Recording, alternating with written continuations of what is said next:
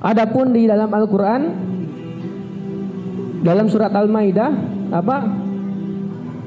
ketika dibacakan kepada kita Al-Quran, seharusnya hati ini bergetar. Bergetar itu memiliki rasa takut kepada Allah Subhanahu wa taala. Allah itu maha besar, Allah itu maha melakukan segalanya. Walladzi khalaqas samawati wal ardh. Dialah yang telah menciptakan langit dan bumi. Ya. Inna fi dzalika laayatin liulil albab. Ya, semua penciptaan yang ada di bumi, yang ada di langit itu merupakan tanda-tanda kebesaran Allah. Apakah ketika kita mendengarkan bacaan Al-Quran hati kita ini bergetar? Apakah ada rasa khauf? Apakah ada rasa takut? Apakah ketika kita mendengarkan bacaan Al-Quran iman kita ini bertambah? Ataukah hanya biasa-biasa saja? Atau mungkin ada yang merasa keganggu dengan bacaan Al-Quran. Naudzubillah. Ya, ini menjadi barometer, ya, ukuran ruh kita ini sehat apa sakit, ditandai seperti itu. Ketika azan kumandang, apakah kita langsung bergerak ke masjid? Ya. Ketika Al-Quran berada di rumah kita, apakah kita selalu membacanya? Ketika Allah memerintahkan kepada kita untuk saum Ramadan wajib khususnya, apakah kita melakukannya karena Allah? Nah, ini menjadi barometer. Nah, di sini di kesempatan yang berbahagia ini saya akan memberikan salah satu nutrisi. Salah satu nutrisi di mana nutrisi ini bisa bermanfaat untuk ruh kita supaya ruh kita ini tetap sehat. Jangan sampai otak kita cerdas, jasad kita sehat, tetapi ruhnya sakit-sakit kemudian meninggal duluan ruhnya sebelum jasadnya meninggal. Ada? Naudzubillah. Di antara salah satu nutrisi untuk ruh kita yaitu apa? Al-Quran. Salah satu nutrisi untuk ruh kita supaya ruh kita ini tetap sehat, tetap hidup yaitu dengan zikrullah. Apa arti zikrullah?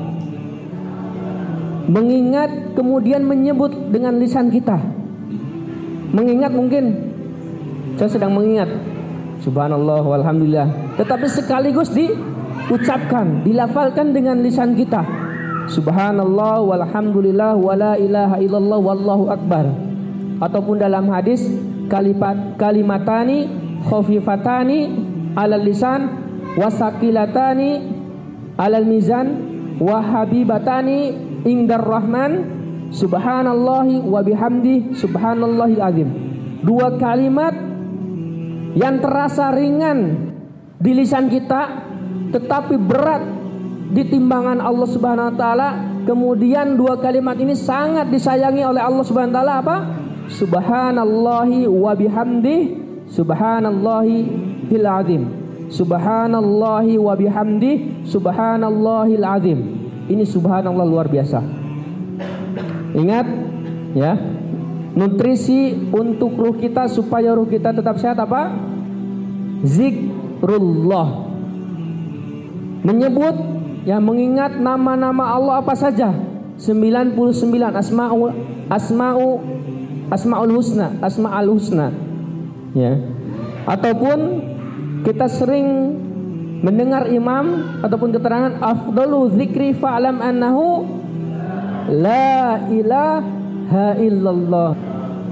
Tiada Tuhan selain Allah. Arti yang lain ya, la ilaha illallah itu maknanya la ma'buda bihaqqin illallah. Tidak ada sesembahan yang berhak disembah kecuali Allah Subhanahu wa taala. Ya, tidak ada sesembahan. Sesembahan itu banyak di muka bumi ini. Ada yang menyembah patung, ada yang menyembah api. La ma'buda bihaqqin illallah. Tidak ada sesembahan yang berhak disembah kecuali Allah Subhanahu wa taala. Itu yang afdalul dzikri, yang seutama-utamanya lafal zikir. Tetapi di riwayat yang lain ada yang mengatakan afdalu dzikri fa'lam annahu. Selain itu tilawatul Quran, membaca Al-Quran. Kenapa membaca Al-Quran ini menjadi seutama-utamanya zikir. Ya, saya ulangi, di dalam riwayat yang lain, yang pertama ada yang mengatakan afdhalu dzikri fa'lam annahu la ilaha illallah.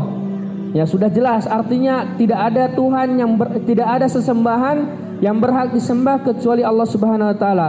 Di riwayat yang lain afdhalu dzikri fa'lam annahu tilawatul Quran.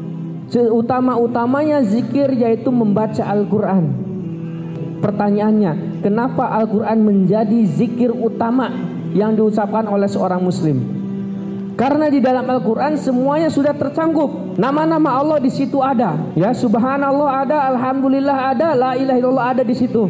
Begitu juga doa juga ada di dalam Al-Qur'an, jadi lengkap. Jadi jangan heran ketika ada guru Al-Qur'an, ketika ada para penghafal Al-Quran, kehidupannya sudah Allah jamin dunia akhirat. Karena apa? Yang selalu diucapkan dari lisannya itu Al-Quran. Meskipun dia tidak berdoa secara khusus, Allah akan memberikan yang terbaik buatnya dan Allah akan memberikan kemudahan dalam kehidupannya.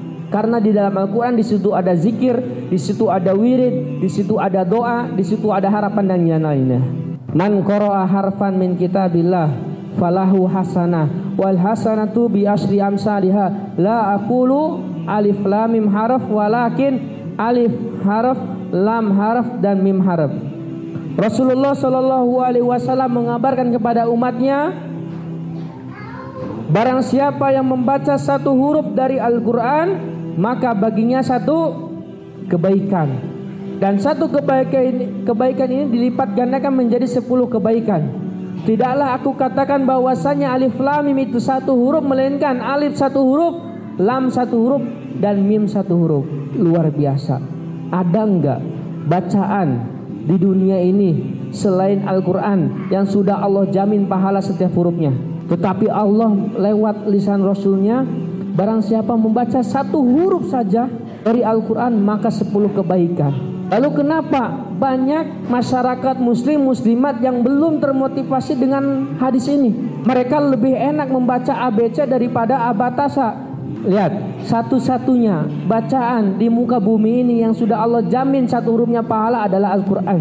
Satu huruf 10 kebaikan. Nah, pertanyaannya mungkin ini yang belum dipahami oleh kaum muslimin. Fungsinya apa ketika kita mendapatkan pahala kebaikan dari Allah? Fungsinya apa? Ada yang tahu kenapa kita sholat? Sholat ganjarannya pahala.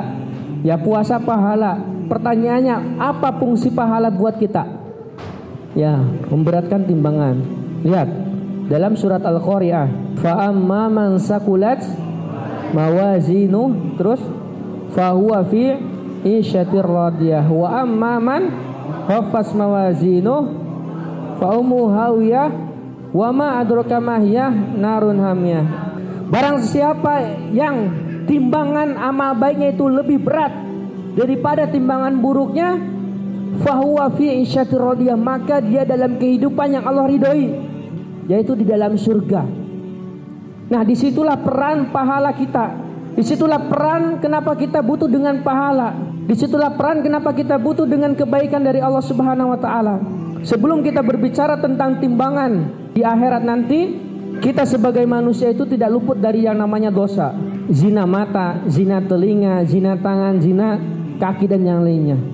Minimal ketika kita membaca Al-Quran setiap hari itu, setiap huruf yang Allah balas dengan 10 kebaikan itu, dosa-dosa kecil yang selalu kita lakukan itu Allah hapus dengan bacaan Al-Quran kita. Sehingga dosa kecil kita bersih, mungkin dosanya tidak ada, maka pahala-pahala yang kita dapatkan dari bacaan Al-Quran itu akan Allah tumpuk, kita tabung, nanti akan kita lihat hasilnya. Fa amma man saqulat mawazinu fa huwa fi isyatir radiyah wa amma man khafat mawazinu fa ummu hawiyah. Adapun orang yang amalan baiknya itu, timbangan amal baiknya itu ringan dan amal buruknya lebih berat, naudzubillahi min dzalik, narun hamiyah. Ya, tempatnya di neraka yang bernyala-nyala, naudzubillahi min dzalik. Nah, ini kemudian ini menjadi alasan berikutnya Kenapa kita harus selalu membaca Al-Quran? Kenapa kita harus selalu berinteraksi dengan Al-Quran? Kita mengharapkan bonus pahala dari Allah Subhanahu wa Ta'ala. Ini semuanya yang namanya bonus pahala. Ketika kita ingin mendapatkan pahala dari Allah Subhanahu wa Ta'ala, di antaranya cukup dengan membaca kalamnya, firmannya. Kita ambil wudhu, kita baca. Tidak terasa setiap huruf itu subhanallah menghapuskan dosa-dosa kecil kita. Rasulullah Shallallahu Alaihi Wasallam bersabda, Iqra'ul Quran fa innahu ya'ti yaumal qiyamah syafi'an li ashabih.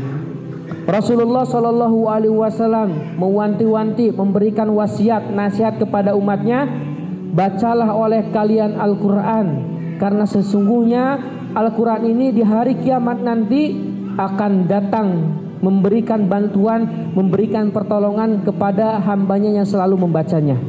Di mana semua manusia itu dari Nabi Adam sampai manusia terakhir itu berkumpul di padang mahsyar, semuanya tidak ada yang berpakaian, matahari di atas kepala, semua ada, mungkin sebagiannya ada yang tenggelam oleh keringatnya. Di saat yang seperti itu, apa yang kita rasakan?